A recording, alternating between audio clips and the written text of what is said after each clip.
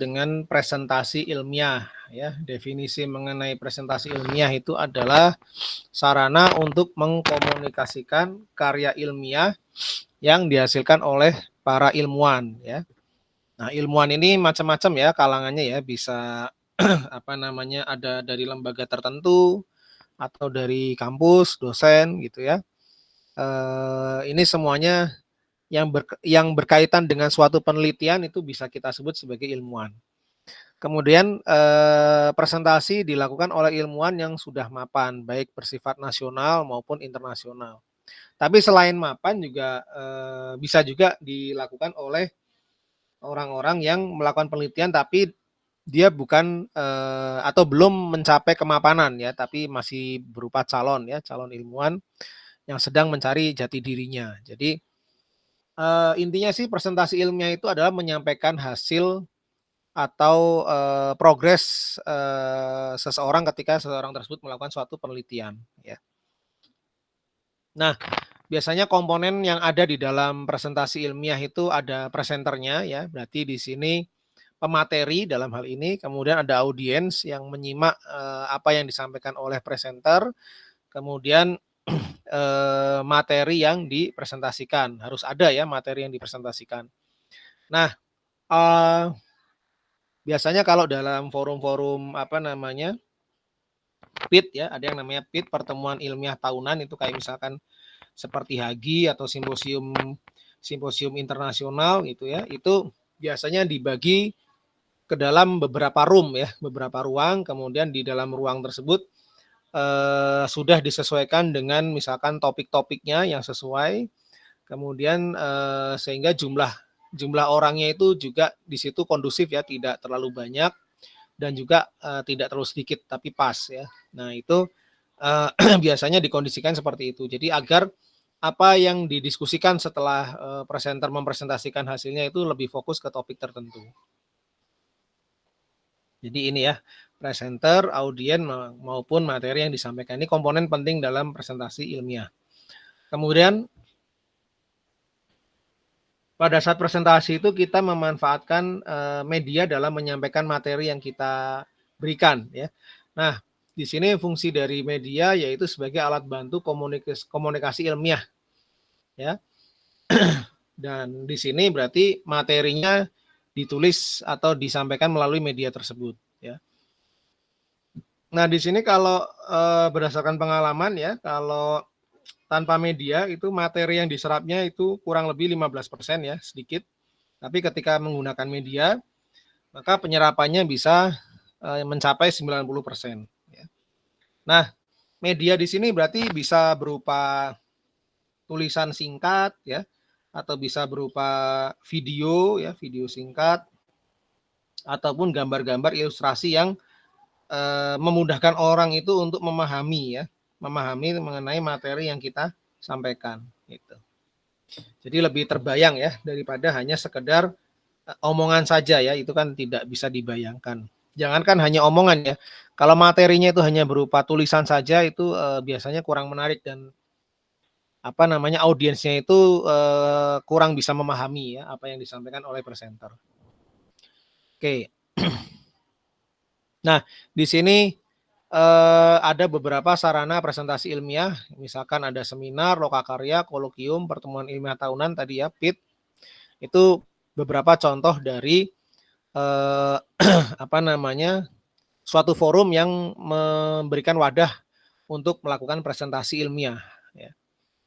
Nah, di dalamnya tadi seperti lokakarya, seminar, kolokium itu biasanya ada presentasi-presentasi yang berkaitan dengan hasil penelitian dari seorang ilmuwan ya, makanya disebutnya sebagai presentasi ilmiah. Nah, contoh-contohnya ini ada PIT HAGI ya, PIT IAGI. Ini HAGI ini Himpunan Ahli Geofisika Indonesia ya, kemudian IAGI Ikatan Ahli Geologi Indonesia, ada SIG Society of Exploration Geophysics ya, EEPG dan EAG ya, EAGE ya. Nah, ini semua cabang keilmuan itu pasti ada asosiasinya ya, ada asosiasinya. Kemudian ketika ada asosiasinya, maka di dalam asosiasi tersebut biasanya sering diadakan presentasi ilmiah ya, presentasi ilmiah yang tujuannya adalah yaitu bisa untuk berbagi ya, kemudian menyampaikan informasi mengenai topik-topik atau temuan-temuan kekinian gitu ya, sehingga diharapkan ilmuwan yang lain juga bisa mengupgrade pengetahuannya ya, pengetahuan pemahaman mengenai penelitian-penelitian yang sedang dilakukan saat ini ya. Oke, ini contohnya ya, contoh karena kita ini di dalam bidang geofisika, maka ya ini salah satu contoh-contoh pertemuan ilmiah atau semacam seminar atau lokakarya yang berkaitan dengan keilmuan geofisika ya di sini. Oke, nah ini hal-hal yang penting yang perlu dipersiapkan ya, yaitu yang pertama makalah atau tulisan. Nah, biasanya di dalam suatu forum-forum ilmiah tadi itu ya, itu ada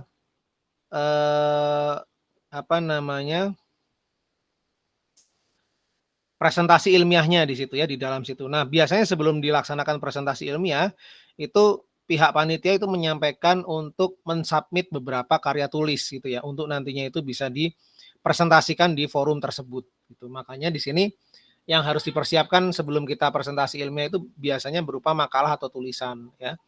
Kemudian bahan presentasi. Jadi di sini bahan presentasinya biasanya disajikan dalam bentuk PowerPoint ya. PowerPoint. Nah, di sini yang perlu diperhatikan pada saat kita membuat PowerPoint itu poin-poinnya ya, poin-poin. Kemudian berikutnya adalah kata-kata yang bermakna yang diringkas. Jadi bahan presentasi itu jangan terlalu padat ya. Jadi akhirnya pada saat tulisannya terlalu padat, kita akhirnya membaca tulisan tersebut sehingga kurang interaktif gitu ya. Jadi lebih baik apa yang dituliskan di dalam bahan presentasi itu adalah kata-kata yang singkat, padat, jelas gitu ya. Dan mudah dipahami ya sama si audiens ya, sehingga apa yang kita presentasikan itu bisa tersampaikan gitu. Nah, kemudian setiap slide itu ada beberapa konsep ya yang penting yang perlu disampaikan. Kemudian ada beberapa gambar juga ya, itu untuk memperjelas ya, animasi, gambar. Kemudian ya biar tidak monoton ada beberapa warna-warna yang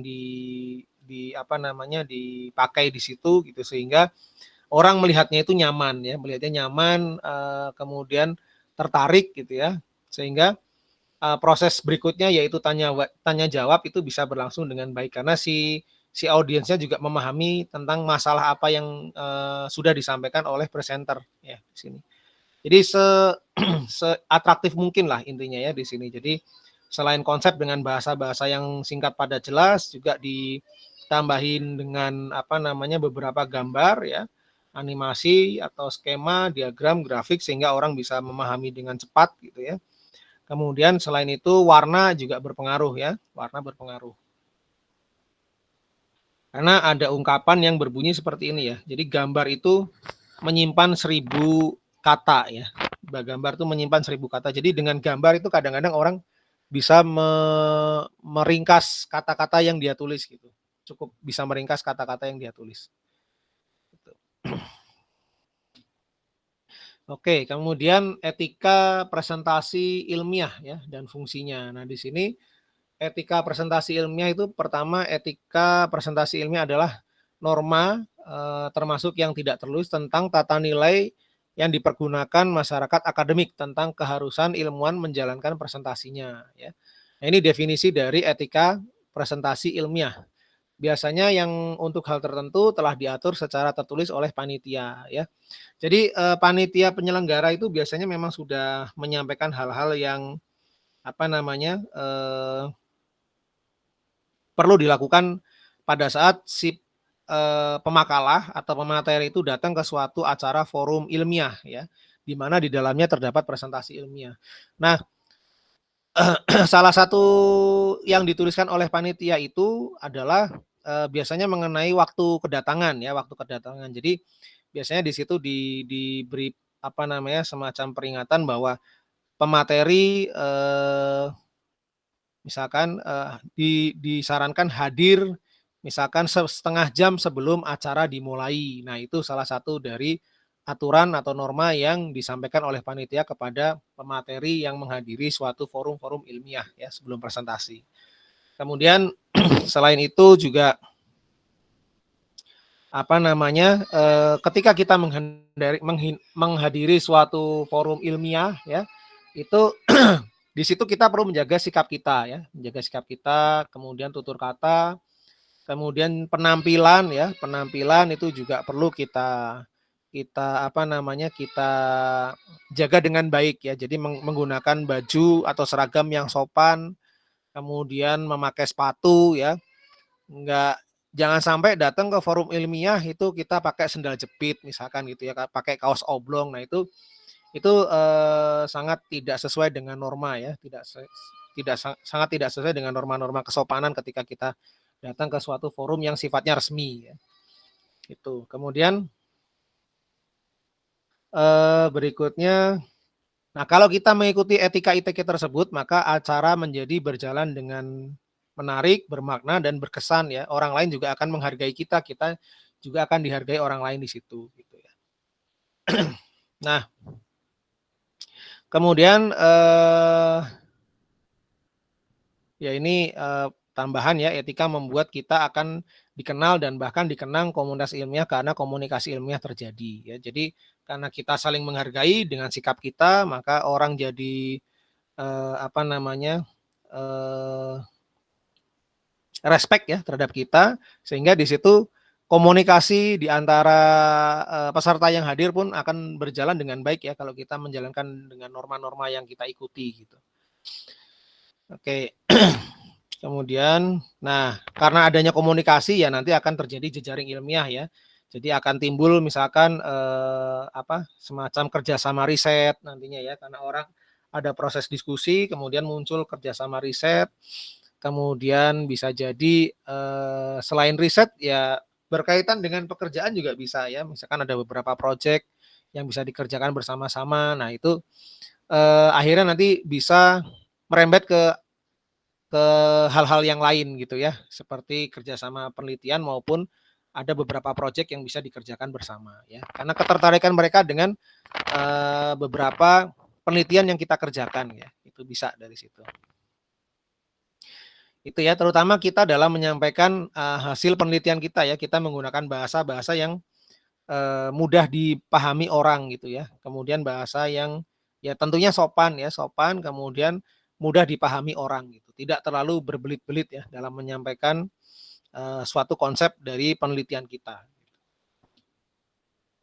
Oke, kemudian alat presentasi ya ini standar ya, ada komputer, ada LCD, pointer ya. Nah, kebetulan kalau memang misalkan kita ada punya sendiri gitu ya, itu lebih baik ya. Artinya mengantisipasi ketika komputer atau laptop panitia mengalami masalah atau pointer yang dimiliki panitia misalkan mati, nah maka di sini kita punya cadangan ya, cadangan yang kita miliki sendiri. Itu lebih baik, tapi ini sifatnya nggak wajib ya, tidak wajib. Biasanya sih ini semua sudah dipastikan oke ya, sudah berjalan dengan baik ya fasilitasnya ini. Oke, kemudian nah ini tata cara presentasi, yang jelas slide-nya sudah dipersiapkan ya. Kemudian sama seperti tadi etika ilmiah ya. Berpakaian rapi dan sopan. Kemudian slide dibuat semenarik mungkin agar audiens bisa memperhatikan, terutama dengan berkaitan dengan ilustrasi dan bahasa ya yang disampaikan. Jadi akan membuat si audiens itu menjadi tertarik. Awal mula ketertarikan itu ya berarti diawali dengan kepahaman dulu ya, kepahaman. Jadi kalau yang audiensnya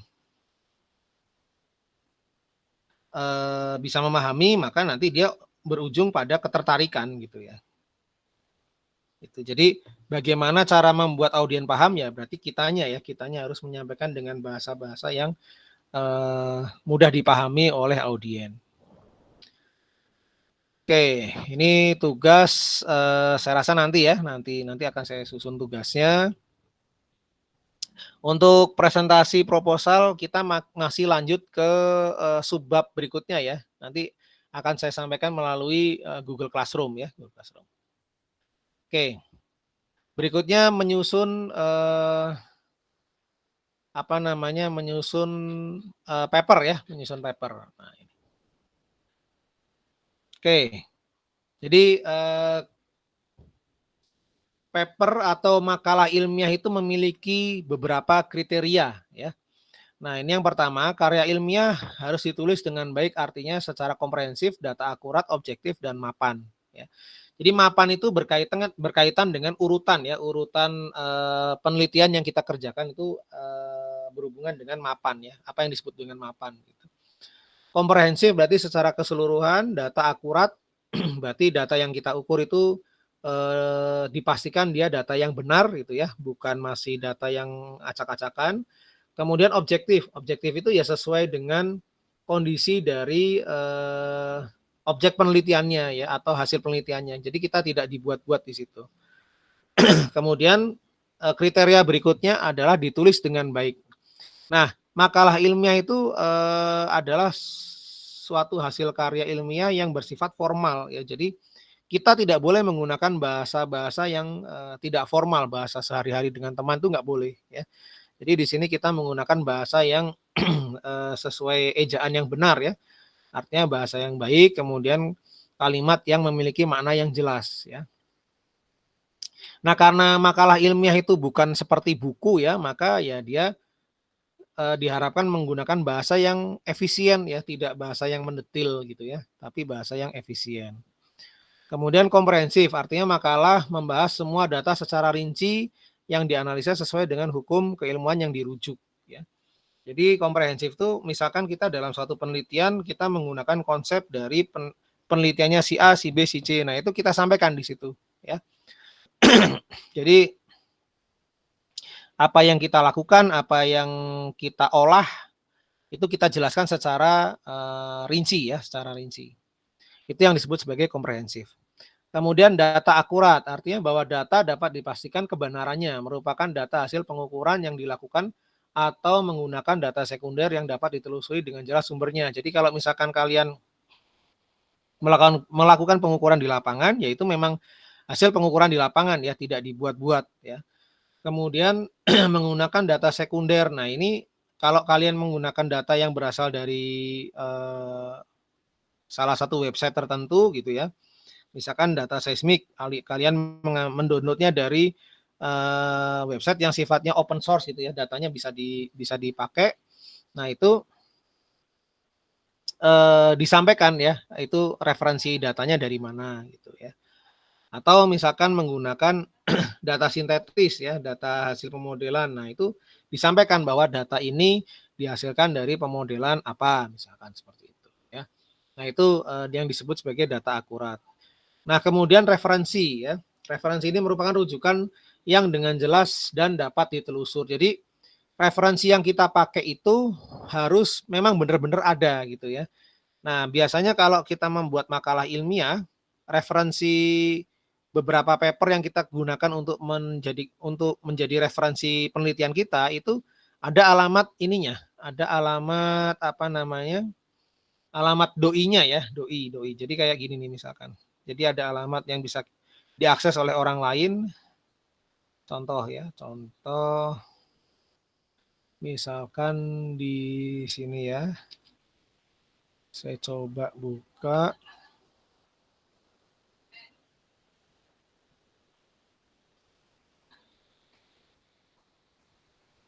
Sadewa. Nah, ini ini salah satu ini saya ya, paper saya yang sudah publish. Nah, ini referensi yang saya pakai ya. Nah, di sini ada alamat doi-nya ini ya. Alamat di internetnya di mana orang yang baca ini bisa langsung mengakses paper ini melalui alamat ini gitu ya. Nah, itu yang disebut sebagai rujukan yang jelas ya. Nah, dari referensi yang kita pakai ini akan membuat tingkat kepercayaan orang itu ketika membaca paper kita menjadi lebih percaya ya. Jadi sebagai acuan yang tinggi di sini ya. Kemudian objektif ya, objektif makalah ditulis merujuk kepada hukum-hukum dasar keilmuan yang umum dirujuk gitu ya. Jadi segala macam persamaan matematis yang kita pakai itu harus sesuai dengan konsep yang benar ya, konsep yang benar. Hukum-hukum misalkan kalau di geofisika ya berarti hukum-hukum fisika yang jelas ya, yang sudah ada sebelumnya gitu yang kita pakai gitu ya. Gitu. Kemudian mapan. Nah, ini artinya rujukan urutan hukum dan pusaka dilakukan secara runut dan rinci. Ya. Jadi apa yang kita jadikan dasar teori itu ada dasarnya yang kita masukkan di daftar pustaka nanti ya atau referensi. Nah, ini semua ada dasarnya. Jadi nggak sembarangan kita membuat apa namanya teori sendiri ya. Semua ada dasarnya gitu. Nah, ini urutan hukumnya ya, hukum yang dipakai ya. Jadi penelitian yang kita lakukan itu urutannya jelas ya, mulai dari akuisisi data, pengolahan sampai menghasilkan suatu kesimpulan ya. Itu yang disebut dengan mapan. Nah, kemudian ini ya urutannya. Jadi yang pertama kita punya hasil penelitian, kemudian dari hasil penelitian ini kita ekspresikan dalam bentuk tulisan ya. Sifatnya singkat, padat dan jelas. Kemudian tulisan ini kita submit atau kita daftarkan, kita masukkan ke dalam suatu jurnal ilmiah gitu ya. Kemudian ketika paper kita itu diterima ya, diterima, maka nanti suatu saat bisa diterbitkan gitu ya, diterbitkan. Kemudian setelah diterbitkan nanti ada orang yang baca gitu kan dari paper kita. Nah, yang didapatkan oleh pembaca ketika setelah membaca setelah melihat paper kita, maka dia akan memperoleh informasi yang berkaitan dengan topik, latar belakang, tujuan penelitian, kemudian langkah-langkah kerja ya, langkah kerja yang ada di paper yang kita tulis, kemudian data yang akurat ya dari paper yang kita tulis tersebut gitu ya. Biasanya datanya itu ya seperti daerah, lokasi ya, lokasi penelitian, kemudian peralatan yang digunakan, langkah-langkah kerja, metode ya, kemudian pendekatannya apa yang dipakai untuk menyelesaikan masalah tersebut gitu. Nah, kemudian daftar pustaka ini perlu juga ya. Jadi apa yang kita lakukan itu ada dasarnya. Nah, dasar dari penelitian yang kita lakukan itu harus punya referensi yang jelas ya, yaitu daftar pustaka. Disimpannya di sini ya, di daftar pustaka. Jadi beberapa teori yang kita pakai itu sumbernya dari referensi yang kita baca dan ini dituliskan di daftar pustaka. Ya. Nah, ketika orang sudah membaca karya ilmiah kita, maka karya ilmiah kita bisa dimasukkan ke dalam referensi dari penelitian yang sedang dilakukan oleh orang tersebut gitu ya. Jadi nanti referensi dari paper kita ini bisa digunakan untuk penelitian selanjutnya atau digunakan sebagai konsep dalam menyelesaikan sesuatu di dalam pekerjaan bisa ya. Atau kalau dari kalangan pengajar ya ini dijadikan sebagai bahan ajar ya untuk kepentingan mengajar.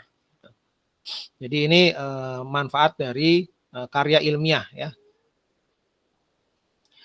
Kemudian secara umum bentuk karya ilmiah itu mirip ya, mirip seperti proposal ya, mirip seperti proposal, hanya saja mungkin ada beberapa perbedaan di sini yaitu mungkin dari jumlah kalimat yang ditulis ya. Kalau proposal mungkin agak panjang, tapi kalau karya ilmiah itu biasanya bahasanya lebih singkat ya.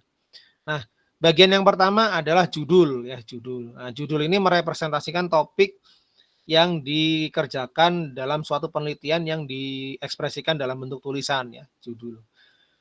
Jadi judul ini harus sifatnya komprehensif ya, mewakili seluruh proses yang ada di dalam penelitian yang kita lakukan gitu. Kemudian penulis. Nah, penulis ini ketika kita melakukan suatu penelitian, penulis itu bisa lebih dari satu ya, penulis bisa lebih dari satu. Walaupun katakanlah dia tidak ikut menulis ya, tapi kan dia kontribusi di dalam suatu penelitian yang kita kerjakan gitu ya. Jadi di sini bisa dilibatkan atau bisa dituliskan sebagai penulis ya. Misalkan yang melakukan penelitian kita, tapi di situ ada lembaga yang menyediakan data ya kan. Ada pihak yang memberikan masukan. Nah, itu bisa kita anggap sebagai penulis. Jadi di sini penulisnya lebih dari satu. Nah, tapi ada perbedaan. Mungkin kalau yang banyak kontribusinya paling banyak, maka dia bisa ditulis di bagian penulis pertama ya. Jadi dia disebut di awal. Itu adalah penulis yang memiliki kontribusi paling banyak ya, penulis pertama. Kemudian abstrak ya. Abstrak ini kan semacam ringkasan ya, ringkasan apa yang telah kita kerjakan sampai menghasilkan suatu kesimpulan ya. Jadi ini abstrak. Jadi cerita singkat lah resumenya ya, resume. Kemudian ada lagi pendahuluan. Nah, pendahuluan ini isinya bisa berkaitan dengan latar belakang ya, latar belakang, kemudian penjelasan mengenai studi-studi sebelumnya ya, penelitian-penelitian sebelumnya ini bisa diletakkan di pendahuluan. Kemudian ada selain pendahuluan, selain latar belakang itu ada research gap juga di situ ya, di pendahuluan. Jadi apa kira-kira yang saat ini belum dilakukan? Nah, itu bisa dijelaskan di pendahuluan. Kemudian metode yang diusulkan juga bisa ya disimpan di pendahuluan di sini. Jadi ketika kita mau melakukan suatu penelitian dengan metode tertentu, maka kita bisa jelaskan di awal-awal sini di bagian pendahuluan ya. Jadi dari referensi yang kita baca, kita ceritakan ya, saya udah baca A, B, C, D, E gitu ya. Kemudian dari yang saya baca, misalkan ada yang belum dilakukan penelitiannya, misalkan di bagian ini gitu kan. Nah, itu research gap ya. Kemudian setelah itu baru kalian cerita kalau misalkan mau melakukan satu penelitian yang ditulis ya. Berarti diceritakan di situ ini loh yang saya akan lakukan penelitian, metode saya seperti ini. Nah, kurang lebih nanti harapannya saya akan mendapatkan hasil seperti ini gitu. Nah, itu semua itu ditulisnya di pendahuluan ya, di pendahuluan. Kemudian mulai ke bagian utama dari makalah ya. Di sini kita isinya adalah berkaitan dengan informasi dasar yang penting ya, kemudian usaha-usaha penelitian yang dilakukan, kemudian sebagian data yang penting. Jadi informasi dasar yang penting itu kita bisa menuliskan teori dasar juga di sini ya, teori dasar yang kita pakai apa, kemudian langkah-langkah pengerjaannya itu berdasarkan teori dasar itu apa dulu ya, kemudian data yang kita pakai itu seperti apa gitu ya, baik itu data untuk melakukan pemodelan ataupun data untuk melakukan analisa berikutnya yaitu dari data real ya, dari data real gitu. Nah, ini data ini ya bisa berupa tabel ya, tabel kalau kita melakukan modeling berarti parameter-parameter model yang kita pakai itu bisa kita bikin tabel, atau kalau datanya besar ya kita cukup sampaikan di situ ya, saya menggunakan data misalkan seismik dengan jumlah trace-nya sekian gitu ya, di mana data seismik ini diakuisisi di daerah mana gitu ya, itu dijelaskan itu datanya. Berarti nanti orang yang membaca itu kan paling enggak dia akan merujuk ke geologi daerah situ kan dengan referensi yang lain kan. Nah, nanti akhirnya orang mendapatkan informasi yang lebih baik gitu ya. Nah, kemudian di bagian utama ini kita tadi kan menjelaskan juga ya langkah-langkah pengerjaan penelitian kan. Nah, di sini kita jelaskan langkah-langkahnya seperti apa. Kemudian habis itu biasanya ada bagian lagi namanya result and discussion ya. Jadi hasil dan diskusi. Jadi kita sampaikan di situ hasil yang diperoleh gimana, kemudian diskusi yang dilakukan itu seperti apa gitu ya. Misalkan ternyata setelah saya melakukan penelitian ini di zona ini memiliki respon misalkan amplitudo seismik yang berbentuk seperti ini, atau respon medan magnetik yang seperti ini gitu kan. Nah, itu disampaikan di result and discussion gitu ya, hasil dan diskusi. Nah, kemudian setelah bagian utama ini, baik itu langkah-langkah penelitian, data, kemudian hasil, barulah kita masuk ke bagian kesimpulan ya, kesimpulan. Nah, kesimpulannya di sini ya berarti kita menyimpulkan ya, menjawab yang ada tadi di makalah di pendahuluan ya. Di pendahuluan itu terjawab nggak bahwa saya akan menentukan ini berdasarkan apa gitu ya. Nah, di kesimpulannya ini harus bisa terjawab ya. Jadi berdasarkan penelitian atau pengolahan data yang dilakukan, maka hubungan misalkan atribut apa terhadap kandungan saturasi gas di daerah mana itu memiliki hubungan yang bersifat misalkan linier gitu, sehingga atribut tersebut bisa digunakan dalam mendeteksi keberadaan reservoir hidrokarbon, misalkan seperti itu ya. Jadi di bagian pendahuluan itu sudah disebutkan masalahnya apa, kemudian solusinya apa. Nah, di kesimpulan itu menjawab masalah yang ada di bagian pendahuluan ya, yang sudah disampaikan di pendahuluan itu masalahnya apa, kemudian kira-kira metode langkah-langkahnya apa, itu terjawab di sini ya, di kesimpulan. Jadi di bagian pendahuluan ada masalah, kemudian metode yang diusulkan. Nah, di bagian kesimpulan itu adalah hasilnya ya, hasil ketika kita menggunakan metode tersebut itu terjawab nggak masalahnya. Gitu. Nah, ini di kesimpulan. Kemudian daftar pustaka. Nah, daftar pustaka sama ya. Jadi ketika kita menjelaskan tadi kan di pendahuluan, setelah membaca papernya A, B, C, kita mendapatkan bahwa konsep ini gitu ya. Nah, itu disampaikan kembali sumbernya dari mana, paper-papernya dari mana. Nah, dituliskannya di sini daftar pustaka ya. Di dalam daftar pustaka ini orang bisa melihat bahwa penelitian ini memiliki rujukan beberapa referensi dari papernya si A, si B, si C dan seterusnya. Jadi kalau ada orang yang mau melakukan penelitian yang mirip dengan ini ya orang tinggal baca rujukannya ya, paper-paper apa saja yang dipakai di situ. Kemudian lampiran. Nah, lampiran ini bisa berupa data ya. Data itu misalkan data horizon horizon picking ya, picking horizon, ataupun data tampilan, salah satu tampilan data seismik bisa gitu ya. Atau data-data tabel yang kira-kira tabelnya itu memang panjang sekali ya, panjang sekali. Nah, ini bisa disimpan di lampiran ya. Atau juga lampiran ini bisa digunakan untuk menulis penurunan rumus ya, penurunan rumus. Jadi kalau di teori dasar itu hanya disampaikan beberapa konsep dari matematis yang pokoknya saja gitu ya, hanya pada pokok persamaan matematis yang kita pakai.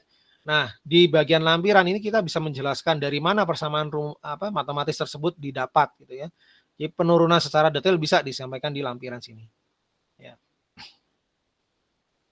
Jadi itu adalah sifatnya lain-lain yang mendukung dan terkait langsung dengan penelitian yang ingin disajikan. Ya.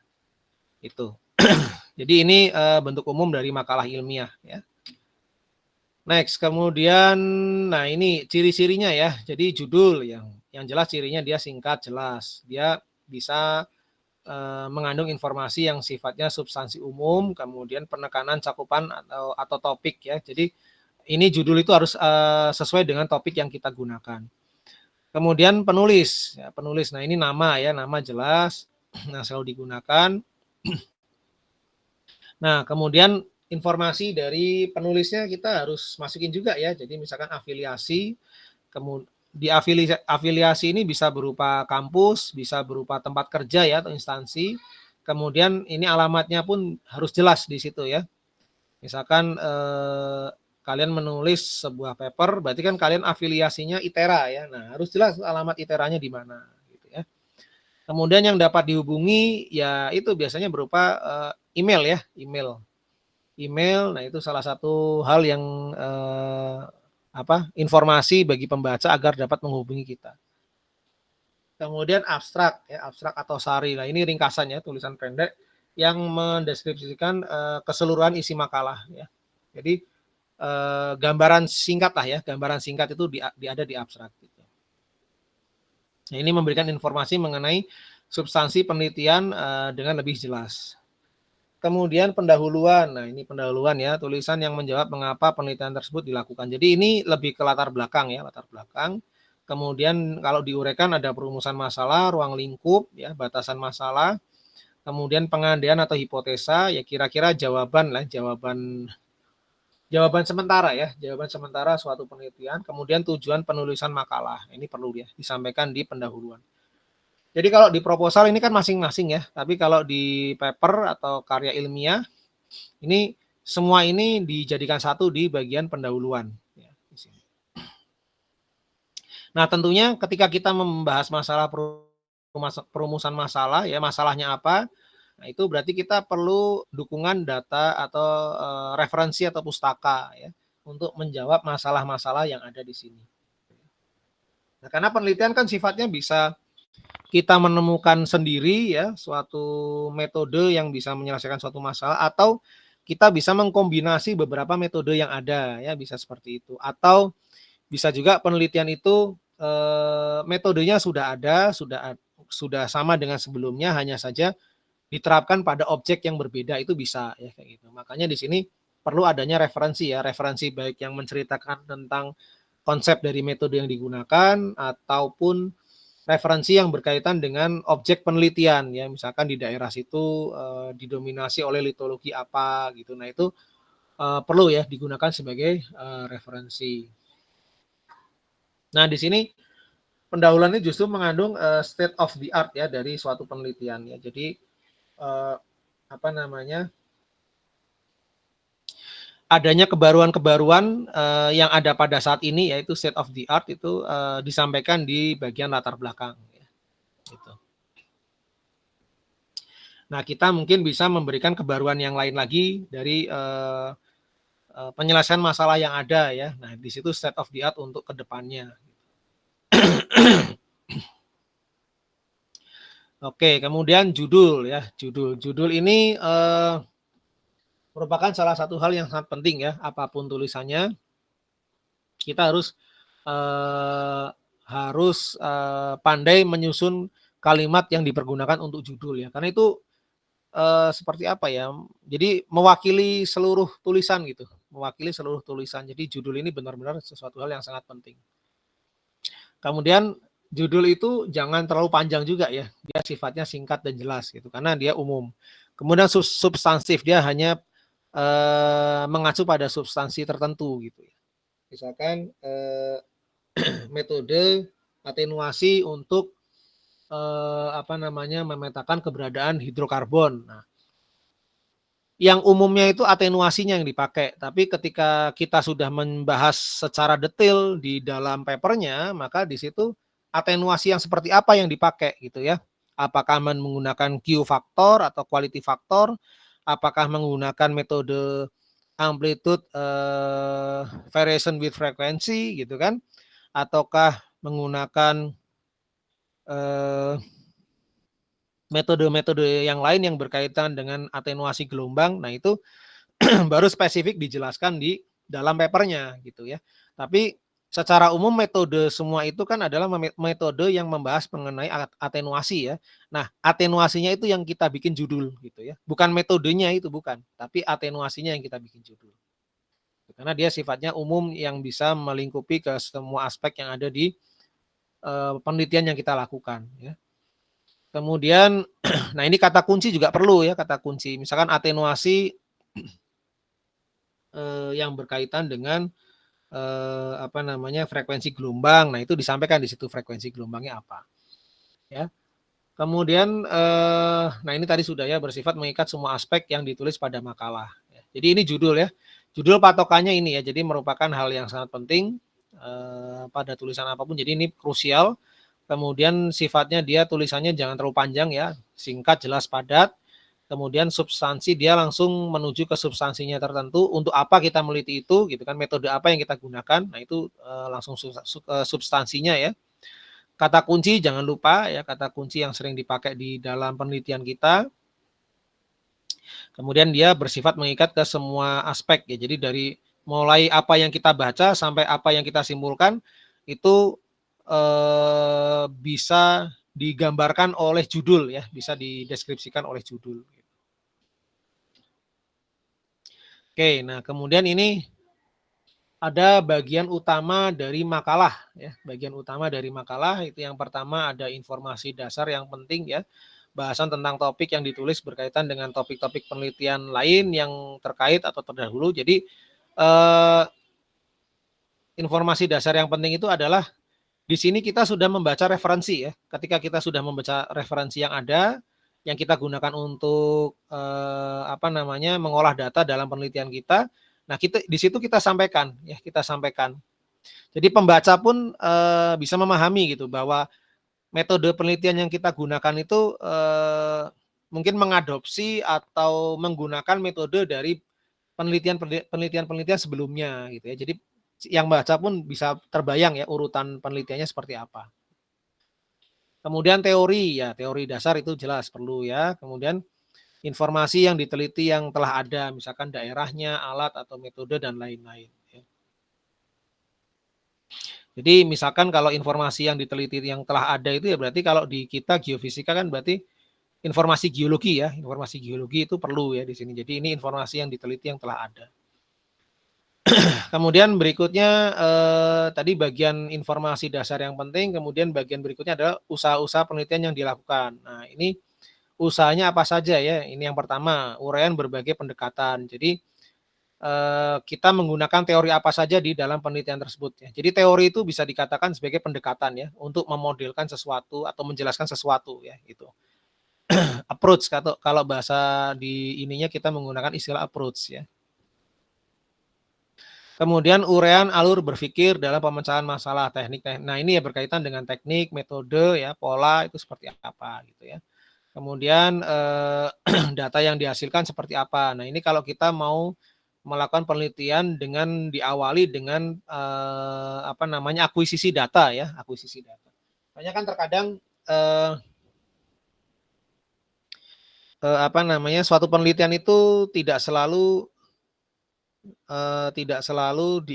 diawali dengan akuisisi data. Kadang-kadang akuisisi data itu datanya sudah ada gitu. Jadi kita tidak perlu akuisisi, kita hanya di bagian pengolahannya saja. Nah, itu perlu disampaikan juga ya kondisi datanya seperti apa. Nah, itu berkaitan dengan data yang dihasilkan. Kemudian pengolahan data jelas tadi dari teknik-teknik, metode dan pola yang kita gunakan ya. Ini berkaitan dengan pengolahan data. Kemudian dari pengolahan yang dilakukan kita menemukan apa saja di situ ya. Bisa temuan itu bisa berupa anomali misalkan, bisa berupa apa hubungan antara satu atribut atau parameter dengan parameter yang lain ya, itu bisa ya temuan-temuan seperti itu. Kemudian dan lain-lain ya. Nah, di sini kemudian analisanya apa dari yang kita temukan itu. Nah, ini poin 1 sampai poin 8 kita sampaikan secara berurutan ya, secara berurutan. Ini. Jadi urutannya sesuai ini ya. Oke, kemudian bagian ini ya, data yang penting ya. Nah, data yang penting ini di sini sifatnya adalah menyampaikan kondisi mengenai data yang kita pakai di dalam penelitian tersebut ya. Jadi di sini cuplikan setiap data penting untuk mendukung penelitian yang kita lakukan ya. Jadi kalau apa namanya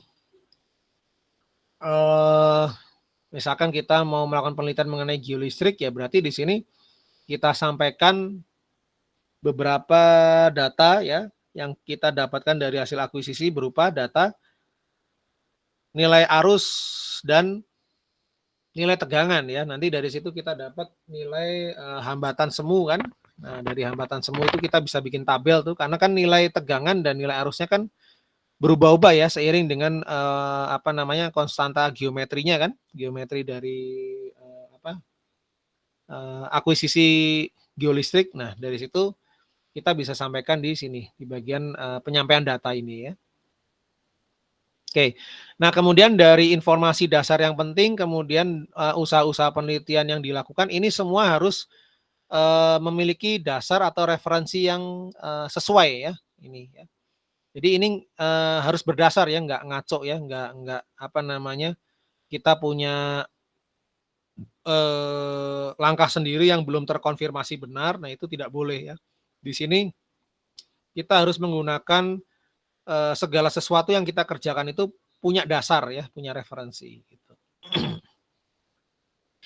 Oke, setelah semua ini diterapkan dalam makalah, kemudian hasil terakhir adalah kesimpulan ya. Jadi kesimpulan harus berisi mengenai hasil khas dari penelitian yang dilakukan. Kemudian kesimpulan harus berisi temuan baru yang dihasilkan. Kesimpulan berisi tentang kemajuan penelitian yang dibandingkan state of the art penelitian dalam bidang tersebut. Jadi ada state of the art dari penelitian sebelumnya.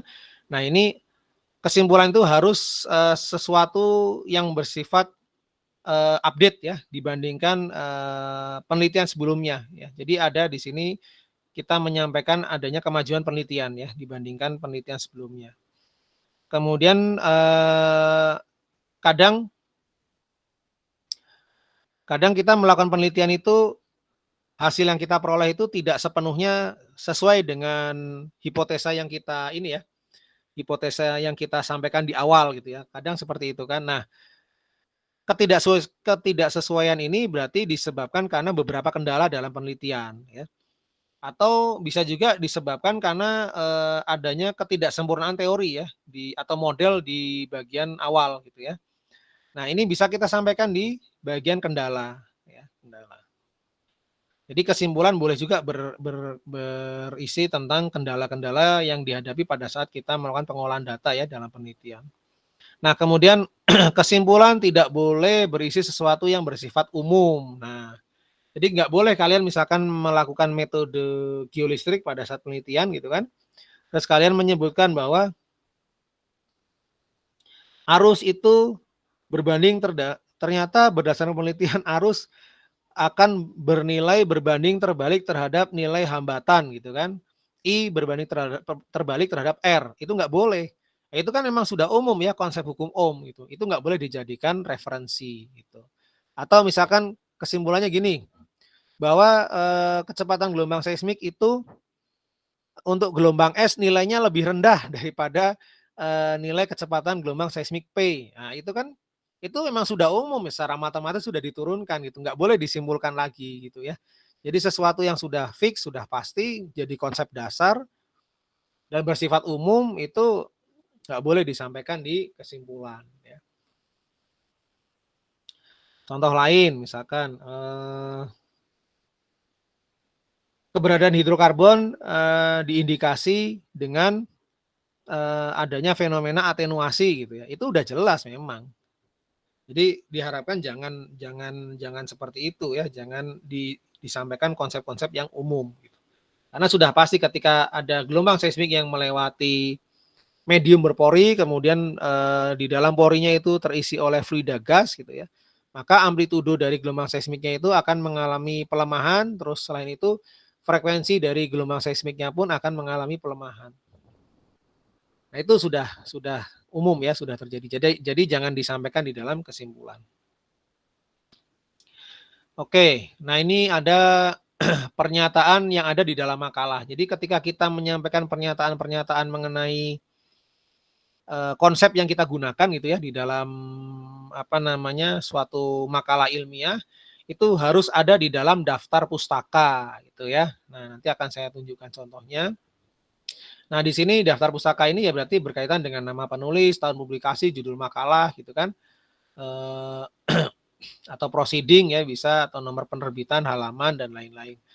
Ini berarti pernyataan ini harus punya referensi. Setiap pernyataan di dalam makalah ilmiah itu harus punya referensi. Jadi ketika ada orang yang baca makalah atau paper kita, itu misalkan kita bilang ya di paper bahwa keberadaan gas di dalam pori batuan itu akan menyebabkan gelombang seismik mengalami atenuasi dan dispersi misalkan. Itu merujuk ke papernya siapa. Nah, yang bilang seperti itu ditulis namanya di situ ya di makalah kita. Misalkan Chapman dan kawan-kawan atau Chapman et al gitu ya. Kalau bahasa Inggrisnya itu Chapman et al. Tahunnya ditulis tahun berapa di situ. Nah, nanti orang yang ingin membaca detail mengenai fenomena atenuasi dan dispersi ya misalkan dia akan mencari papernya Chapman ya. Si Chapman itu nanti akan dia baca gitu kan secara matematis gimana pemodelannya, secara pengukuran laboratorium gimana pemodelannya, gimana pengukurannya gitu ya. Nah, mereka akan merujuk ke paper tersebut. Oh, setelah mereka membaca itu ya benar ya bahwa saturasi gas menyebabkan atenuasi dan dispersi gitu misalkan itu. Nah, ini contoh penulisan daftar pustaka ya. Di sini Ostrander ini penulis tentang FIO ya. FIO. Ini tahunnya ya 1984. Kemudian ini Santoso D, ini Pak Joko Santoso ya, Alfian.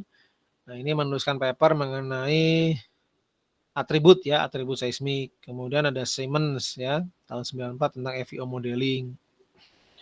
Nah, kemudian lampiran data yang perlu dilampirkan, ya, keterangan gambar, peta bisa ya di sini, penurunan matematis seperti yang tadi disampaikan ya. Nah, ini pernyataan dalam makalah itu contohnya seperti apa? Contohnya seperti ini nih ya. Saya punya paper. Nah, ini kan apa namanya? Saya menceritakan ya di sini saya menceritakan apa saja yang sudah saya baca, terus saya tunjukkan ke pembaca gitu ya bahwa ini loh bahwa gelombang seismik yang merambat di dalam batu pasir yang tersaturasi gas itu dia akan mengalami atenuasi. Siapa yang bilang ini? Nah ini gitu ya, Wu tahun 2010, Chen tahun 2016 gitu kan. Kemudian apa penyebabnya apa si gelombang seismik itu mengalami atenuasi? Penyebabnya menurut si Liu ya, Liu tahun 2011 itu penyebabnya adalah WIFF ya, WIFF itu adalah Wave Induced Fluid Flow ya. Ini jadi si seismik itu akan mengakibatkan suatu medium yang berpori itu mengalami kompresi dan ekstensi ya. Kompresi dan ekstensi, kemudian dari kompresi dan ekstensi itu ada perbedaan tekanan ya, karena ada perbedaan tekanan sehingga di situ ada aliran fluida ya. Makanya disebut di sini wave induced fluid flow gitu kan. Nah, yang menyampaikan siapa? Liu gitu kan. Nah, sebelumnya sudah dilakukan indikator apa namanya keberadaan fluida dalam hal ini gas menggunakan metode FIO ya. Tapi pada tahun 2006 nih, nah ini Chapman misalkan ya, Chapman meneliti ternyata atribut-atribut di atas itu yang lebih sensitif adalah yang berkaitan dengan frekuensi ya, frekuensi dependent atribut gitu kan. Nah, selain Chapman, saya cerita nih di sini ya. Selain Chapman, si Kornev itu juga pernah melakukan studi di laboratorium bahwa dia menyimpulkan medium-medium yang tersaturasi gas memiliki reflektivitas yang tinggi, kemudian pada low frekuensi ya, dibandingkan reflectivity in low frekuensi yang tidak tersaturasi oleh gas ya. Jadi yang tersaturasi gas itu memiliki koefisien reflektivitas yang tinggi ya. Ini di sini. They have high reflectivity value in a low frequency range compared to the reflectivity in low frequency range in non-gas saturated. Jadi saya bandingin nih antara, jadi si Kornev ini membandingkan hasil perbandingannya ini saya sampaikan di sini ya, saya sampaikan. Jadi apa yang saya omongin di sini itu semua berdasar ya, karena ini kan apa namanya, ini itu adalah makalah ilmiah yang sifatnya formal ya. Jadi saya bukan bahasa-bahasa yang gaul atau bahasa-bahasa yang seenaknya saya sendiri, enggak, semua berdasar gitu ya. Nah, ini. Jadi akhirnya orang membaca itu percaya ya, yakin oh berarti memang penelitian saya ini ya, penelitian yang saya lakukan memang punya latar belakang yang jelas gitu kan. Enggak asal-asalan main neliti aja, tapi punya latar belakang yang jelas, kemudian dibangun dengan konsep-konsep yang jelas juga, yang bagus, yang solid konsep-konsepnya ya kan. Nah, di sini orang akhirnya bisa percaya ya. Percaya, oh ya udah ini layak untuk dijadikan referensi. Nah, ini beberapa persamaan matematis ya di sini ya. Nah, ini data. Ini datanya karena sifatnya sedikit ya, saya hanya ditulis di dalam papernya. Tapi kalau datanya banyak itu bisa dituliskan di bagian lampiran ya. Oke, kemudian berikutnya, nah ini ya, tata letak ya, ini tata letak. Biasanya kalau di dalam makalah di bidang sains atau teknik ya, itu bentuk tata letaknya seperti ini ya. Jadi pertama judul, penulis, abstrak, kemudian pendahuluan, nah, kemudian kajian pustaka ya, tadi teori dasar, kemudian metode, kemudian data dan pengolahannya seperti apa. Ini result and discussion ya, hasil penelitian. Nah, ini tadi result and discussion juga masih satu ini ya. Baru kesimpulan, kemudian daftar pustaka. Ini bentuk umum dari karya ilmiah untuk bidang sains dan teknik ya. Kemudian berikutnya sebentar. Ini sepertinya masih loading. Nah, ini untuk ilmu sosial ya. Ilmu sosial itu biasanya bentuknya seperti ini, judul, penulis, abstrak, pendahuluan. Nah, kajian pustaka ini langsung ke hasil ya dijadiin satu, karena sosial itu dia kayaknya lebih banyak cerita ya, makanya bisa dijadiin satu di sini. Baru kesimpulan kemudian daftar pustaka dan bibliografi. Nah, kalian kan di bidang teknik ya atau sains ya, maka bentuknya kurang lebih seperti ini kalau kalian menyusun suatu makalah ilmiah. Nah, ini yang saya punya contohnya ya ini yang tadi ya paper saya.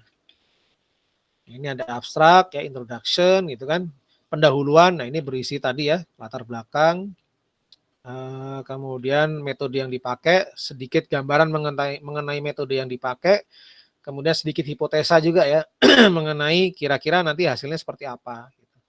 Area studi, nah ini berkaitan dengan data ya, data, kemudian langkah-langkah ilmiahnya, metode-metode ilmiah di sini yang saya pakai. Ya, ini ada penurunan matematis, kemudian ini tabel data yang kita pakai ya. Ini data hasil pemodelan ya, hasil pemodelan apa namanya, rock fisika batuan ya. Kemudian, nah ini masih application to the Sadewa field, ini diaplikasikan pada lapangan Sadewa. Nah ini langkahnya ya, langkah-langkah atau metode yang digunakan di dalam penelitian ini. Ini langkah-langkahnya. Nah kemudian ini hasil analisa ya, hasil analisa cross plot. Nah, kemudian ini saya membandingkan dengan metode sebelumnya ya, metode FIO. Kemudian, nah ini bagian terakhir tadi ya, sebelum conclusion ada discussion dulu di sini ya, discussion. Nah, comparison ini berarti di sini result ya, saya bandingin antara metode sebelumnya dengan result. Ya. Oke, sebentar ya.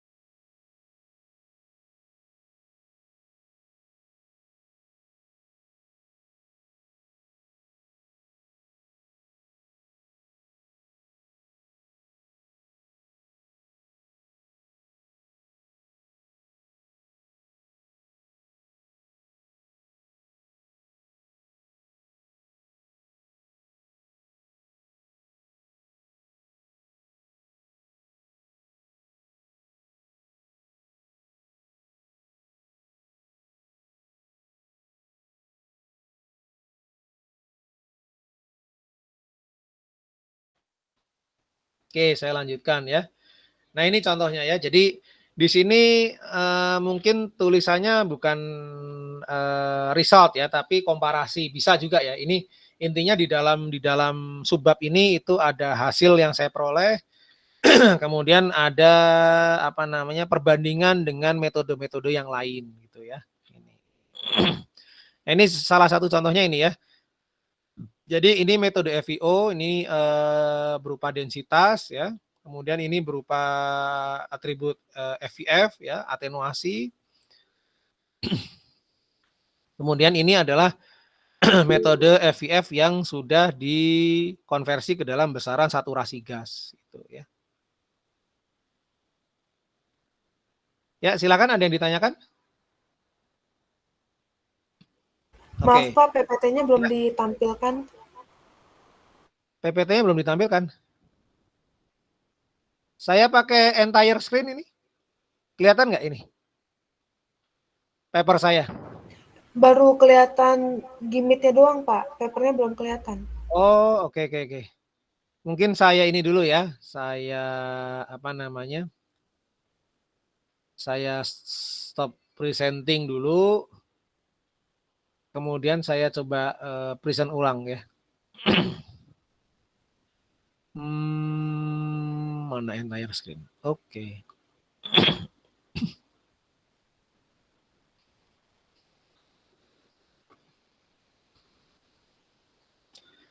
Oke, kalau ini kelihatan nggak PDF-nya? Sudah Pak. Sudah ya, oke. Ini kemungkinan berkaitan dengan sinyal ya. Di tempat saya agak kurang bagus. Jadi kadang nyambung, kadang putus gitu. Ya ini jadi sebagian result itu saya masukkan di sini ya. Subbabnya namanya comparison with SEO method ya. Kemudian conclusion di sini saya jadikan satu dengan discussion juga ya. Nah, ini conclusion kemudian ada juga acknowledgement ya. Acknowledgement ini berkaitan dengan ucapan terima kasih ya, ucapan terima kasih karena di dalam penelitian ini saya disediakan data oleh pihak Pertamina. Kemudian selain itu di sini saya juga diberi pendanaan dari kampus tempat saya bekerja yaitu Institut Teknologi Sumatera. Saya mute dulu mungkin ini ya. Nah. Oke. Nah, kemudian tadi ya kembali ke sini. Nah, berarti bentuk yang dipakai kurang lebih seperti ini ya untuk yang bidang sains dan teknik ya. Oke, kemudian berikutnya. Nah, ini bagaimana kita menuju ke suatu topik riset ya. Caranya gimana kita biar mendapatkan judul yang baik, kemudian topik riset yang baik. Nah, kita perlu sekali apa yang disebut dengan kajian pustaka ya. Jadi kita nggak boleh malas baca ya. Di sini ini aja contohnya paper yang saya buat ini merujuk ke beberapa paper ya referensi itu. Kira-kira berapa paper tuh banyak ya? 1, 2, 3, 4 ya 10 lebih lah. Mungkin 15-an paper ya. Jadi untuk mendapatkan topik ini kita juga harus kaya akan pengetahuan ya. Jadi kajian pustaka ini nggak boleh kita lewati begitu saja ya. Itu kemudian di dalam makalah ilmiah yang kita hasilkan setelah kita membaca kajian pustaka ini nanti kita bisa menyuplik ya. Kita ambil bagian-bagian penelitian dari orang lain, kemudian kita gunakan sebagai dasar konsep penelitian kita bisa juga ya. Kemudian di sini kita bisa membuat ringkasan penelitian kita, kemudian kita bisa menguraikan ya apa yang kita kerjakan di dalam penelitian kita, kemudian penelitian kita pun bisa dijadikan referensi nantinya ketika sudah menjadi suatu kesimpulan ya. Nah, ini semua ini nanti akan memunculkan pertanyaan riset ya, pertanyaan riset kira-kira bagian mana yang belum dilakukan penelitian. Nah, barulah kita menuju ke suatu topik yang lebih fokus ke topik tertentu gitu ya. Jadi kajian pustaka ini melingkupi cuplikan dari sesuatu yang kita baca dari orang lain, ringkasannya apa, uraiannya seperti apa gitu kan, kemudian referensi dari mana paper tersebut kita dapatkan. Gitu. Setelah kita menerapkan ini semua, barulah kita bisa mendapatkan pertanyaan riset. Nah, pertanyaan riset pastinya nanti berkaitan dengan topik-topik yang berhubungan dengan referensi atau pustaka yang kita gunakan. Nah, ini fungsi kajian pustaka ya, merupakan penjelasan sebagai latar belakang di pendahuluan ya, bisa tadi ya. Menurut papernya A, B, C yang sudah melakukan metode A, B, C dan lain-lain. Nah, itu bisa kita state ya, kita sebut di situ ya. Kita merujuk ke siapa saja. Nah, itu hasil dari kajian pustaka kita. Kita cerita apa saja yang kita sudah baca ya. Kemudian poin kedua merupakan latar belakang topik. Jadi ketika kita sudah baca-baca paper, berarti kan kita tertarik pada topik yang akan kita lakukan penelitiannya ya. Penelitian yang akan kita lakukan itu berarti topiknya berkaitan dengan latar belakang, berkaitan dengan referensi yang kita baca ya. Kemudian nah latar belakang ini kadang-kadang ada yang dipisahkan ya dari pendahuluan ada ya, misalkan introduction dulu, kemudian background, nah ini bisa dipisahkan. Tapi biasanya umumnya paper itu latar belakang itu di dalamnya introduction ya, di dalamnya pendahuluan. Nah, kemudian ini yang tadi saya katakan ya, apa yang kita ceritakan di awal di pendahuluan itu bukan sesuatu yang sifatnya ngawur ya, tapi kita punya referensi yang jelas ya. Kita punya referensi yang jelas. Jadi orang tuh percaya gitu ya. Kalau kita tanpa menuliskan referensi kan berarti omongan kita itu tidak didukung oleh penelitian yang sudah ada ya. Nah, di situ tingkat kepercayaan orang pun nanti jadi apa namanya? Jadi rendah ya. Jadi orang nggak mau merujuk paper kita gitu ya. Nah, ini ya referensi mengenai pernyataan, rumusan, kemudian metode-metodologi yang kita pakai di dalam penelitian kita. Nah, kemudian butir 3 ya ini ya, berarti dipakai di dalam pengolahan data karena ada metode ya sama metodologi. Kemudian rumusan ya. Nah, kemudian berikutnya kajian pustaka ini juga bisa digunakan untuk melakukan evaluasi, penjelasan, komparasi atau diskusi atau diskursus lain pada bagian analisa dan diskusi. Nah, contoh yang tadi itu merupakan hasil dari komparasi ya. Nah, ini. Ya kan?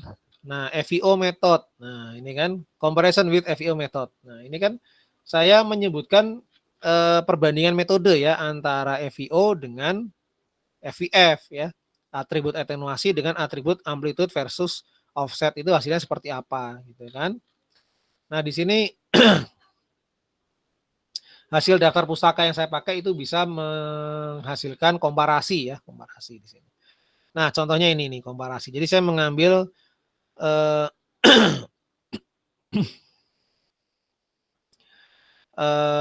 dari merujuk dari papernya Ambarsari dan Oktariena ya ini. Dua orang ini menggunakan metode FEO ya. Ini bisa saya jadikan komparasi. Kemudian apa lagi tadi? Analisa, diskusi ya. Diskusi jelas lah ya kalau kita punya pengetahuan yang banyak dari apa yang kita baca kan di situ juga bisa dijadikan bahan diskusi ya. Nah, merupakan list satu daftar pada daftar pustaka. Ya ini berarti yang apa kita baca, kita tulis ya di dalam daftar pustaka. Daftar pustaka itu ya di sini nih, tadi bagian terakhir ya. Nah, ini kita tulis semua apa yang kita baca ini. Oke, kemudian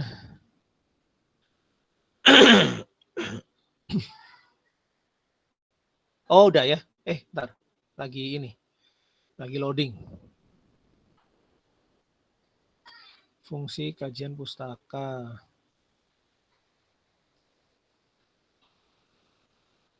Nah, fungsi kajian pustaka. Jadi kajian pustaka yang sudah kita baca tadi ya referensi itu biasanya disimpan di sini. Di pendahuluan, di judul ya, terutama di judul. Jadi kalau kita punya pengetahuan yang luas sehingga kita bisa meringkas, kita mendapatkan research gap juga ya. Gap antara penelitian yang satu dengan penelitian yang lainnya atau penelitian yang belum dilakukan, maka itu bisa diterapkan di sini di bagian judul bisa ya kita mendapatkan topik ya, topik yang tepat untuk penelitian. Nah, ini berdasarkan referensi atau daftar pustaka atau kajian pustaka. Kemudian di pendahuluan, ini kan kita sampaikan semua ya. Tadi saya baca dari papernya si A, B, C. Kemudian metodenya si A itu menerapkan persamaan ini. Nah, ini kajian pustaka. Berarti kan fungsi dari kajian pustaka itu bisa di judul, bisa di pendahuluan, kajian di bagian ini ya. Dasar teori atau kajian pustaka, di bagian metode, pengolahan data, analisa dan diskusi bisa kita bandingkan ya hasilnya. Kemudian kesimpulan jelas. Kalau kesimpulan berarti sesuatu yang baru ya dari yang kita lakukan penelitian ini ada sesuatu yang baru. Kemudian di daftar pustaka itu sendiri ya karena kan apa yang kita baca kita tulis di sini ya. Jadi daftar setelah kita melakukan kajian pustaka atau membaca beberapa referensi ya apa yang kita baca itu bisa digunakan untuk membuat judul, kemudian bisa menceritakan pendahuluan kita atau latar belakang kita kenapa melakukan penelitian itu gitu kan. Kemudian teori yang kita gunakan kita bisa juga dapat dari kajian pustaka, metode yang kita pakai juga dapat dari kajian pustaka bisa ya. Pengolahan data juga dari kajian pustaka, kemudian analisa diskusi tadi ya untuk komparasi evaluasi bisa juga kita dapat dari kajian pustaka ya. Dan yang terakhir ini listnya ya, list apa yang kita baca ini ditaruh di daftar pustaka. Oke. Ini apa yang kita baca semuanya harus ditulis di daftar pustaka ya, jelas ya. Nanti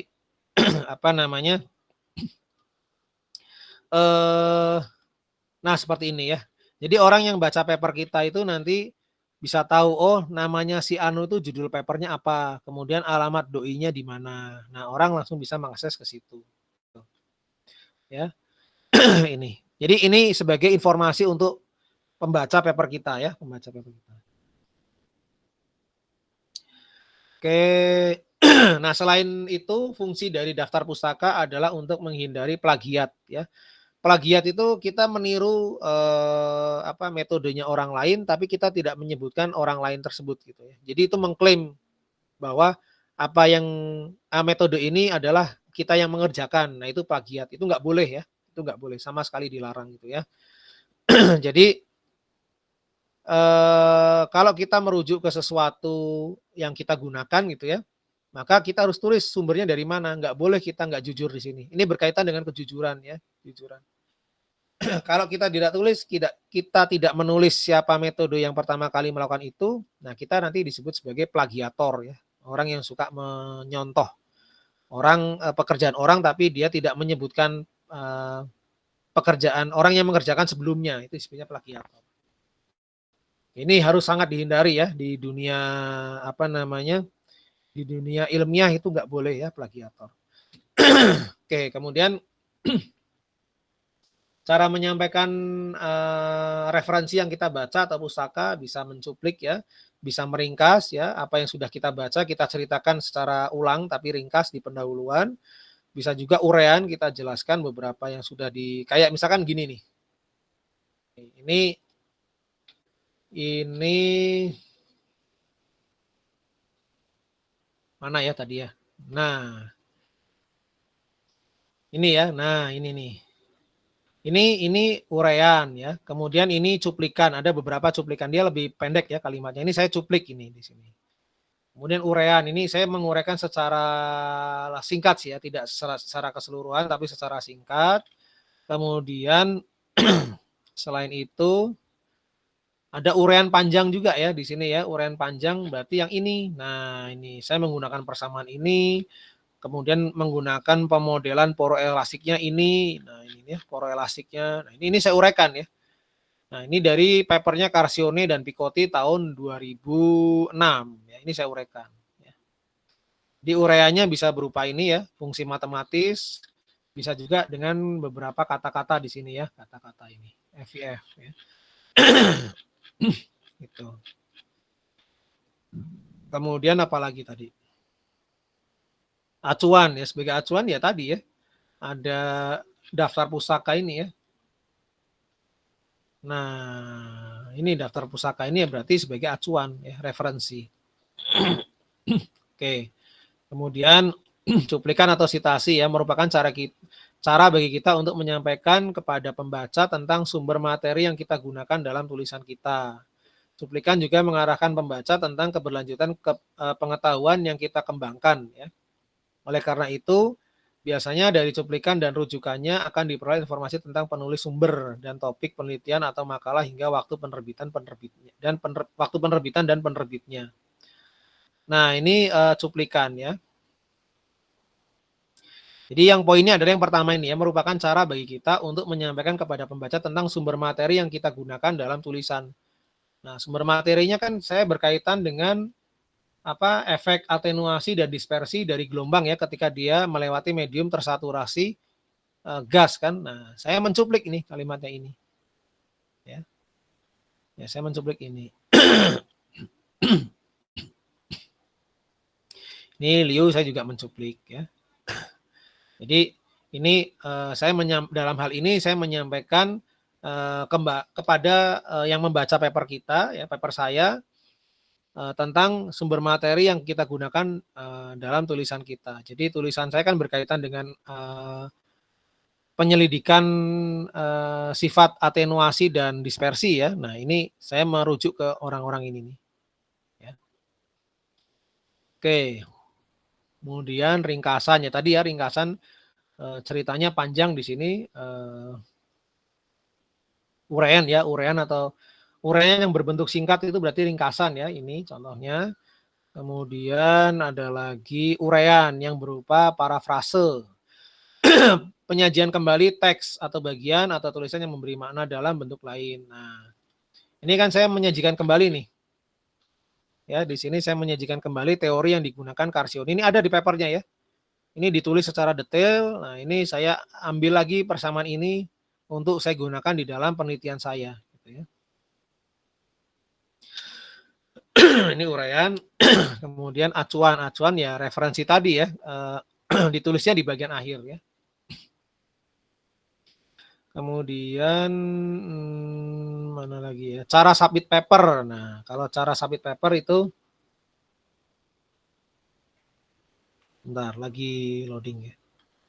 Nah, setelah kita menulis tadi ya, kita udah menulis latar belakang, introduction, judul, abstrak, kemudian metode yang kita gunakan, kemudian kesimpulan ya, hasil dan diskusi itu. Kemudian daftar pustaka, kemudian setelah kita tulis secara rapi ya sesuai format yang benar, format yang ada, maka kita bisa masuk ke langkah berikutnya yaitu kita submit paper tersebut ke dalam jurnal-jurnal ilmiah ya, baik itu sifatnya nasional maupun internasional. Nah, cara mensubmit jurnal itu langkah-langkahnya seperti ini ya. Jadi kita register dulu ya, kita membuat akun di dalam jurnal tersebut gitu ya. Kemudian kita pilih kategori ya di situ ya, kategorinya apa, bidangnya apa ya. Apakah bidang reservoir ataukah di bidang environment, lingkungan gitu ya. Apakah di bidang misalkan geofisika global gitu ya. Nah, ini kita pilih kategori yang berkaitan dengan jurnal yang akan kita submit atau karya ilmiah yang akan kita submit ke dalam suatu jurnal ya. Kemudian di sini pada saat kita register kan kita masukkan alamat email ya untuk berkomunikasi dengan editor. Nah, nanti setelah itu ada balasan dari email ya, balasan di email bahwa jurnal yang kita submit itu sedang melalui proses misalkan review. Nah, kemudian di sini lanjut ke review ini ya. Nah, review ini nanti tergantung kita ya. Ada beberapa pertanyaan yang diajukan oleh editor ya. Kalau kita bisa menjawab pertanyaannya dengan benar ya, berarti nanti ada kemungkinan diterima ya jurnal kita. Tapi kalau biasanya pertanyaannya itu berkaitan dengan koreksi penulisan atau konsep yang ditulis kita. Nah, itu editor akan menanyakan hal-hal yang berkaitan dengan itu gitu ya. Ataupun berkaitan dengan bahasa misalkan ya.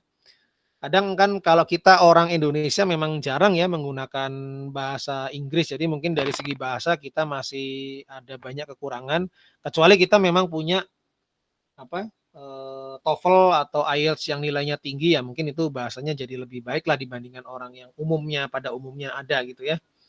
Nah, itu berkaitan dengan itu koreksi bahasa, koreksi penulisan, kemudian berkaitan dengan konsep yang kita tulis di makalah ilmiah itu nanti akan di review atau akan dilihat oleh editor gitu ya.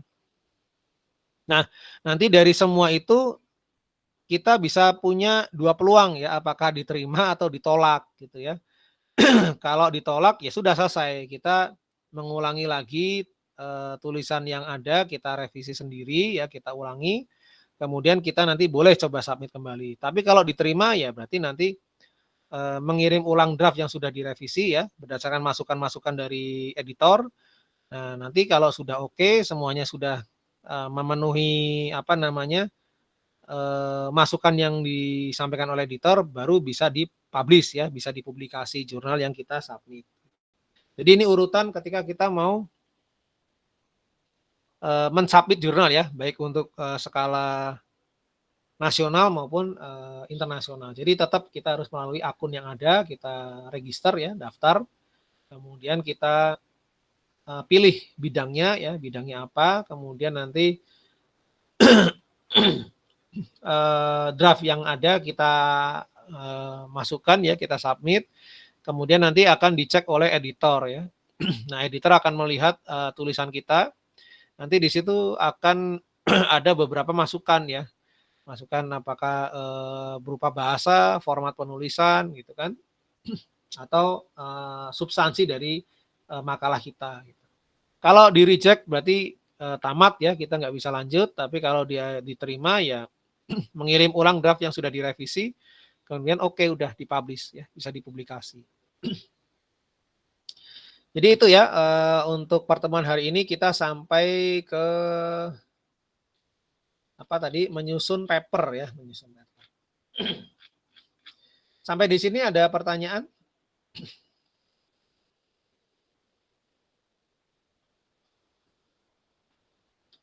Kalau tidak ada, silakan absen ya, absen di metode penelitian ya. Sebentar, saya generate QR dulu ya.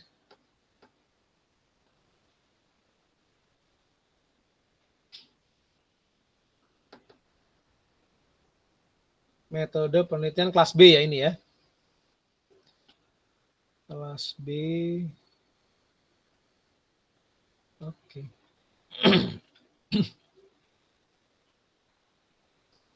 Pertemuan ke-6. Jamnya 19 ya, tanggal 30. Judul pertemuannya tadi apa? Presentasi ilmiah ya. Ilmiah dan makalah ilmiah. Generate QR.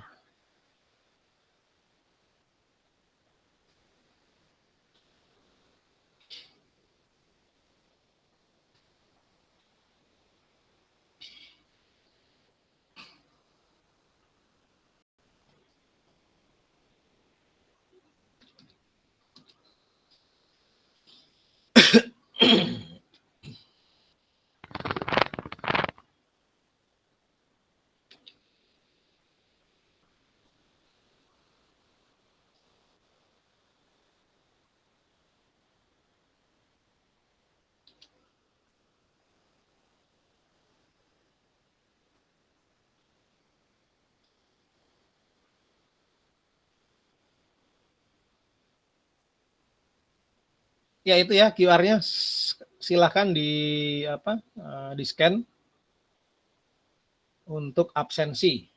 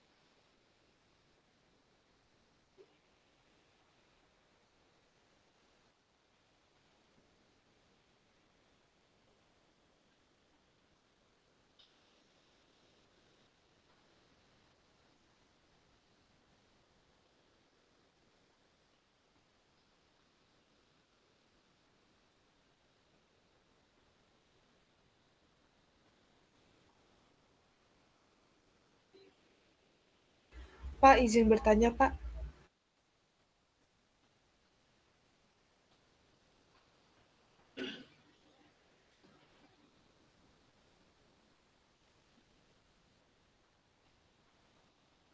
Ya, gimana? Ada kendala tidak pada saat absensi?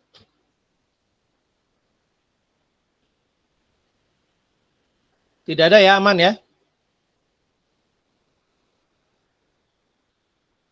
Oke, kalau gitu untuk kuliah hari ini cukup ya sampai di sini. Izin Pak, handphone saya sedang bermasalah Pak, jadi tidak bisa menggunakan pocket Pak. Oke, siapa ini? Andrew ya? Andrew. Tapi Iya, kan cuma 2 kali ya. Jadi yang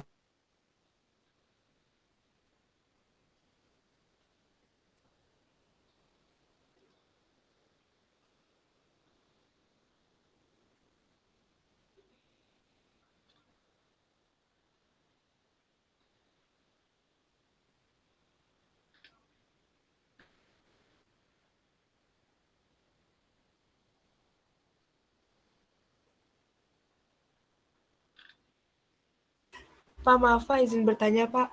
Ya, Untuk tugas lanjutannya itu jadinya kami melanjutkan bab 3 dan bab 4 atau bagaimana Pak? untuk tugas berikutnya berarti ya melanjutkan. Sebentar ya, saya buka dulu ya tugasnya. Melanjutkan berarti sampai ini ya, sampai ke poin 6 deh. Jadi tujuan riset, kemudian asumsi, hipotesa, sampai ke metode ya, metode yang akan digunakan. Nanti detailnya seperti apa saya ini aja ya, seperti biasa saya tulis di PPT, kemudian saya taruh di GCR ya. Nanti silakan kalian baca di situ. Ya. Baik Pak, terima kasih Pak. Ya. Tapi kalau UTS tetap dari bahan kuliah ini dulu ya, UTS bahan kuliah. Nanti sepertinya saya untuk UAS nanti saya udah ngobrol dengan Bu Anti dan Bu Rizka ya. Jadi kita rencananya untuk UAS kita cukup dari proposal ya, proposal penelitian. Tapi kalau untuk bahan UTS besok ya kita dari bahan-bahan kuliah yang sudah disampaikan. Oke? Masih ada pertanyaan?